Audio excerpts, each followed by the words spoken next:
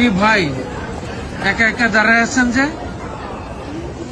ভাই 1 লাখ লেখা রয়েছিল আজকে মিরাজে ইউনুস আউনের কথা। এই টেরোরিস্ট ইউনুস কোন সাইডে আইব এটা এখনো পৌঁছাই না।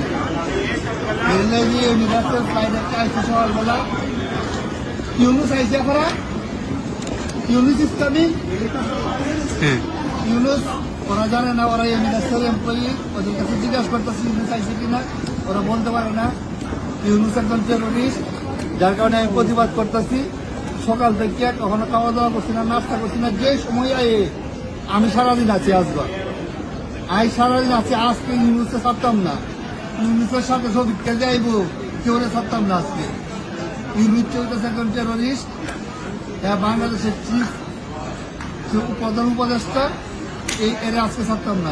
যে ফ্লাইটে আয় মানে তার প্রতি আপনার ক্ষোভের কারণ কি? বাংলাদেশটাকে ধ্বংস করে দিচ্ছে। সে পুরা দেশটাকে আজকে ভিক্ষুকের জাতি হিসেবে পরিণত করতেছে। দেশের মানুষ আজকে না খাইয়া আছে।